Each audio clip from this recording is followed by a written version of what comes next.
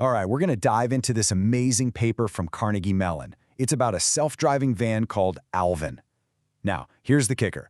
This isn't a story from a few years ago. We're talking 1988. So, take a look at this. This is the NavLab. Yeah, it's a modified Chevy van. And you know, when you think of self-driving tech, you probably think of, like, the last 5 or 10 years, right? Well, this van was using a neural network to learn how to drive itself way back in the late 80s. It's kind of wild. So, the big question is, how on earth did they pull this off? Well, the first clue is actually right there in its name. ALVINN. It's short for Autonomous Land Vehicle in a Neural Network. And what that really means is, at its heart, it was a computer program built to act like a brain. It would look at the images coming in from a camera on the van, and then it would decide which way to turn the wheel to stay on the road. Okay, but let's be real. Teaching a computer to drive is hard. I mean, it's hard now. Imagine trying to do it with 1980s tech. The researchers were up against this huge fundamental problem that, honestly, we're still wrestling with in robotics today. And here's what that problem is. The real world is just messy. You've got shadows, cracks in the road, the sun popping in and out of clouds. The paper has a great term for it: noise and variability. And because of that, you can't just sit down and write a bunch of if this happens, then do that rules. It's impossible. There are just too many possibilities. So the old way of doing things would be to try and code every single rule. You know, if you see a white line on the right, steer left a little. But ALVINN's whole approach was a complete game changer. Instead of being programmed with rules, it was built to learn just by looking at examples. Kind of like how a person learns to drive. Okay, so if your system learns from examples, that sounds great, right? But you need a ton of examples. And that created a whole new headache for the team. I mean, just think about it. Driving that van around for hundreds and hundreds of hours just to get enough pictures of roads, it would have been a logistical nightmare. So they did something really clever. They came up with this brilliant workaround. They just built a program that could create fake road images for the network to practice on. And you can really see what I mean right here. On the left, that's what the actual camera saw. It's messy, right? A little grainy, complex. But on the right, that's one of their simulated images. It's clean. It's perfect. It has everything the AI needs to learn what a road is without all that extra noise.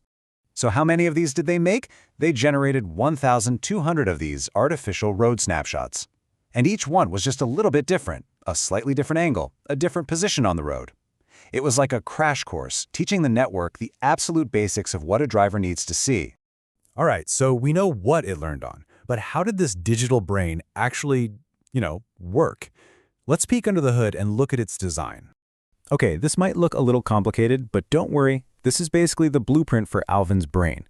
And we can actually break it down into a really simple 3-step process. It's basically see, think, act. First, you have the input layer. This is the C part. It's just taking in all the raw info from the camera. Then, that info goes to the hidden layer. This is the think part. This is the real magic, where the network starts to find patterns, connecting lines and shapes into an actual concept, like, oh, that's a road. And finally, you get the output layer. That's the act part. It spits out the final decision. Steer this way. See, think, act. Super powerful. Okay, now we get to what I think is the most fascinating part of this entire paper, because the researchers stumbled onto something amazing. They realized that how they trained the network completely changed how it thought about what a road even is. So, let me put it this way. The AI wasn't just memorizing pictures of roads. No, it was actually coming up with its own strategies for how to see and drive. And the craziest part? Those strategies were 100% determined by the specific training examples it was shown. So they ran a little experiment. Scenario 1, they trained ALVINN only on roads that were the exact same width, never changing. Scenario 2, they trained it on roads that could be wide, then narrow, then wide again. It sounds like a tiny change, right? But the result was massive. And this is the aha moment, visually. What you're looking at here is a peek inside the AI's brain, what its little digital neurons learned to focus on. Look at the left. When it only saw fixed-width roads, it learned to look for one specific road-shaped blob. But on the right, after seeing roads of all different widths, it learned to look for something completely different. So here's the bottom line. When it only saw one kind of road, the network basically made a road filter. It learned to say, okay, does it look like this specific shape? But when it saw all sorts of different roads, it couldn't rely on the shape anymore. So what did it do? It developed road edge detectors. It figured out, hey, the most important thing to look for isn't the road itself, but the lines on the side. It literally taught itself to look for the edges of the road all by itself. And this discovery was so much bigger than just getting a van to drive down the block. This was a glimpse into the entire future of artificial intelligence. The paper nails it with this one sentence. It says, "The data, not the programmer, determines the salient image features." I mean, just let that sink in for a second.